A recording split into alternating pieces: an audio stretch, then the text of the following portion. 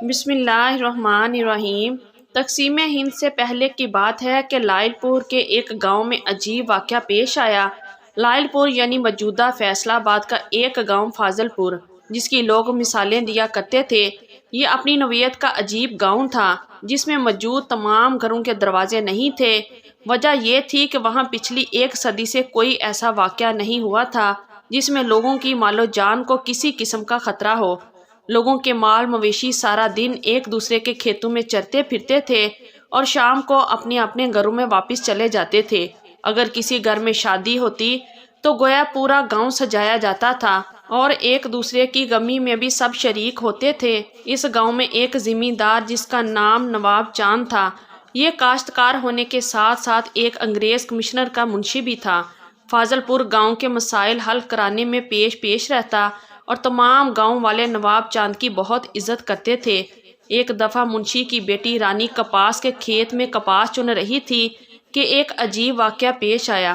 کسی نامعلوم آدمی نے اچانک سے رانی پر ایک نشہ آور کپڑا پھینکا۔ اسے پہلے کہ رانی مڑ کر اس شخص کو دیکھ پاتی، وہ بے ہوش ہو کر کھیت میں ہی گر پڑی۔ اس معلوم شخص نے رانی کو داغدار کیا، جبکہ وہ کھیت کے درمیانی حصے میں موجود تھی اور وہاں کسی کی آمد و رفت کا کوئی امکان بھی موجود نہیں تھا۔ کافی دیر بعد رانی کو ہوش آیا تو وہ نیم برہنہ حالت میں تھی۔ اس کے آدھے کپڑے پھٹ چکے تھے اور اسے اس بات کی بھنک لگ گئی کہ اسے زیادتی کا نشانہ بنایا گیا تھا۔ رانی کا جسم سر سے لے کر پاؤں تک پسینے سے شربور تھا اور وہ ڈر کے مارے کانپ رہی تھی کہ اب کیا کرے۔ اس کے دل میں خیال آیا کہ اپنی ناس کاٹ کر اپنی زندگی ختم کر لے، مگر پھر اسے اپنے باپ یعنی منشی کا خیال آیا۔ وہ جانتی تھی کہ اس کا باپ اس کے سہارے ہی زندہ ہے اور وہ اپنے باپ کی اکلوتی اولاد تھی۔ ماں کی وفات کے بعد باپ بیٹی ہی ایک دوسرے کا سہارا تھے۔ اچانک رانی کی نظر زمین پر پڑے چند سونے کے سکوں پر پڑی اور سکوں کے ساتھ ہی کپاس کے پتے پر ایک تحریر بھی لکھی تھی۔ رانی نے تحریر پڑھی تو اس پر لکھا تھا: مسلسل 1 گھنٹے تک مجھے لطف اندوز کرنے کا بے حد شکریہ۔ یہ میری زندگی کا یادگار گھنٹہ تھا جس کو میں مفت میں کیش کرنا نہیں چاہتا تھا، اس لیے ان لمحوں کی قیمت بھی ادا کی ہے۔ یہ سونے کے سکے تمہاری قیمت ہے۔ رانی کو کچھ سمجھ نہیں آ رہا تھا کہ وہ کیا کرے۔ وہ پتا اور سکے اٹھائے، کپاس کے پتوں سے اپنا آدھا جسم چھپایا اور گھر کی بجائے قاضی کی عدالت میں جا پہنچی۔ وہ اپنے باپ کا سامنا نہیں کر سکتی تھی۔ اسے معلوم تھا کہ اگر اس کا باپ رانی کو اس حالت میں دیکھے گا تو شاید اس کی سانسیں ادھر ہی رک جائیں۔ عدالت میں پہنچی تو قاضی سے کہا: قاضی صاحب، اس گاؤں کی بیٹی پر بہت ظلم ہوا ہے۔ اگر یہ دن غروب ہونے سے پہلے میرے مجرم کو نہ پکڑے گا تو ایک اور ظلم ہوگا۔ قاضی نے جب رانی کو اس حالت میں دیکھا تو غصے سے کانپنے لگا۔ رانی نے اس کے سامنے پتے پر لکھی تحریر اور سونے کے سکے رکھ دیے۔ قاضی نے حکم دیا کہ اس گاؤں کے تمام مردوں کو عدالت کے احاطے میں جمع کیا جائے۔ کچھ ہی دیر میں تمام مرد عدالت میں جمع ہوئے اور ایک ماہر شناسی کو بھی بلایا گیا جو لکھائی کی شناخت کر سکتا تھا۔ شناس نے ایک ایک کر کے سب کی لکھائی چیک کی، مگر کسی کی بھی ہینڈ رائٹنگ میچ نہ ہو پائی۔ رانی کا باپ منشی بھی عدالت میں پہنچ گیا اور بلند آواز میں چیخ چیخ کر کہنے لگا کہ گاؤں والوں، آج تم سب کے لیے مر جانے کا موقع ہے۔ میں نے تم لوگوں کے حقوق کے لیے جنگ لڑی، اس گاؤں کی فلاح کے لیے دن رات محنت کی، مگر افسوس کہ تم نے میری بیٹی کو ہی داغدار کر ڈالا۔ عدالت میں موجود تمام لوگوں نے منشی سے کہا کہ یہ جرم کرنے سے پہلے ہم ہلاک نہ ہو جاتے، ہم نے ایسا کچھ نہیں کیا۔ رانی کو اپنی سکی بہنوں سے بڑھ کر سمجھتے تھے۔ عدالت میں موجود ایک بوڑھے شخص نے کہا: قاضی صاحب، رانی کے ساتھ زیادتی کرنے والا شخص بڑا چلاک تھا۔ ایسے محسوس ہوتا ہے جیسے اس کے دل میں انتقام کی آگ جل رہی تھی، ورنہ نہ وہ پتے پر تحریر لکھتا، نہ ہی سونے کے سکے رکھ کر جاتا۔ قاضی نے منشی سے کہا کہ تمہارا کسی سے کوئی جھگڑا تو نہیں؟ جس پر منشی نے بتایا کہ ایسی کوئی بات نہیں، ہمارا کسی سے کوئی جھگڑا نہیں، نہ ہی میں نے زندگی میں کسی سے بحث کی اور دل دکھایا۔ سونے کے سکوں کو دیکھ کر قاضی کے دماغ میں ایک ترکیب آئی۔ کافی دیر سوچنے کے بعد قاضی نے سپاہیوں سے کہا کہ پانی کا ایک بڑا سا برتن لایا جائے، اس پانی کو آگ پر گرم کیا جائے۔ میں دیکھتا ہوں جب مجرم کو کھولتے ہوئے پانی میں ڈالا جائے گا تو وہ اپنے جرم کا اقرار کیسے نہیں کرے گا۔ عدالت میں موجود سب لوگ خوف سے کانپنے لگے اور قاضی سے التجا کرنے لگے کہ خدا کی قسم ہم بے گناہ ہیں، ہمارے ساتھ ایسا ظلم مت کیجیے۔ ایک بڑے سے کڑاہ میں پانی کے گیلن ڈالے گئے اور اسے آگ پر گرم کیا گیا۔ قاضی نے حکم دیا کہ عدالت میں موجود تمام مرد ایک قطار میں کھڑے ہو جائیں۔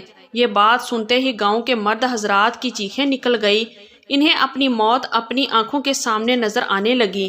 ایک بوڑھے دیہاتی نے قاضی سے کہا، قاضی صاحب، مجھے آپ کھولتے ہوئے پانی کے کڑاہ میں نہ ڈالیں بلکہ سیدھا آگ میں ہی ڈالیں۔ جب آپ نے ہم سب کو بے گناہ مارنے کا ارادہ کر ہی لیا ہے تو پھر ایسی سزا دیں جو سب سے زیادہ تکلیف دہ ہو۔ قاضی نے قطار میں کھڑے مردوں کو گننا شروع کیا اور سپاہی سے کہا کہ وہ سونے کے سکے لے آؤ۔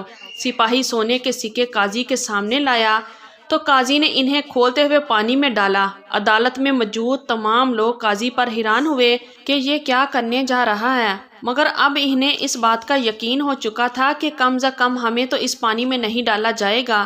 قاضی نے کڑاہ پر پانی کی اوپر والی تہہ پر غور کیا اور فوراً سپاہیوں کو حکم دیا کہ اس گاؤں کے جتنے بھی قصاب ہیں انہیں عدالت میں پیش کیا جائے۔ سپاہی جانتے تھے کہ اس گاؤں میں صرف 2 ہی قصاب گوشت فروخت کرتے ہیں جو کہ اسی قطار میں موجود تھے جو عدالت کے احاطے میں قاضی کے کہنے پر بنائی گئی تھی۔ قاضی نے دونوں کو آگے آنے کا حکم دیا، ایک کا نام بشیر جبکہ دوسرے کا نام مولوی اختر تھا۔ قاضی نے گاؤں والوں سے پوچھا کہ آج کے دن دونوں نے دکان کھولی تھی یا ایک نے؟ سب گاؤں والے جانتے تھے کہ مولوی اختر علی جمعے کے دن گوشت فروخت نہیں کرتا جبکہ بشیر قصاب ہفتے کے 7 دن گوشت فروخت کرتا ہے۔ قاضی نے بشیر قصاب کو حوالات میں بند کر دیا اور سپاہیوں سے کہا، اسے اس وقت تک مارتے رہو جب تک یہ اپنے جرم کا اعتراف نہ کرے۔ انہوں نے قصاب کو تشدد کا نشانہ بنایا تو اس نے اپنے جرم کا اعتراف کر لیا۔ سب گاؤں والے حیران تھے کہ قاضی نے مجرم کی کیسے شناخت کی۔ قاضی نے کہا، جب میں نے ان سکوں کو کھولتے ہوئے پانی میں ڈالا تو پانی پر گوشت کی چکنائی کی تہہ بن گئی، بس میں سمجھ گیا کہ یہ کام کوئی ایسا شخص کر سکتا ہے جو قصاب ہو، اس نے کوئی تازہ جانور ذبح کیا ہو یا پھر پھٹے پر گوشت فروخت کرتا ہو۔ تحقیق کرنے پر پتہ چلا کہ گاؤں میں آج کوئی جانور ذبح نہیں کیا گیا تو سارا شک ان 2 قصاب پر ہی ہوا۔ آج چونکہ جمعے کا دن تھا لہٰذا مولوی صاحب نے آج اپنا پھٹا بند کر رکھا تھا جبکہ بشیر قصاب کی دکان کھلی تھی۔ اس نے رانی کو کپاس کی کھیت میں اکیلے ہی جاتے دیکھا تو ادھر سے ہی رانی کا پیچھا کیا، انہی گوشت والے ہاتھوں سے سکے جیب میں ڈالے، پھر جیب سے باہر بھی نکالے۔ جس وقت رانی کپاس کے کھیت میں گئی تھی اس وقت اس کی دکان بھی بند دیکھی گئی تو اس پر ہی شک گیا تھا اور اب تو اس نے اپنے جرم کا اعتراف بھی کر لیا۔ قصاب کو اس جرم کی عبرتناک سزا دی گئی۔ ایسے سپاہیوں نے پکڑ کر اسے کھولتے ہوئے پانی میں ڈال دیا۔ سب دیہاتیوں نے اپنی آنکھوں سے اسے تڑپتے ہوئے دیکھا اور اس کے بعد فاضل پور گاؤں میں ایسا واقعہ دوبارہ پیش نہ آ سکا۔ منشی اپنی بیٹی رانی کے رشتے کے بارے میں بہت پریشان ہوا کیونکہ اس واقعہ کے بعد رانی کی منگنی ٹوٹ گئی۔ رانی کا منگیتر ایک تنگ دل شخص تھا جو حقیقت جاننے کے بعد رانی کو اپنانے کے لیے تیار نہیں تھا۔ منشی کی پریشانی کو دیکھتے ہوئے قاضی نے رانی کو اپنے بیٹے کے لیے مانگ لیا۔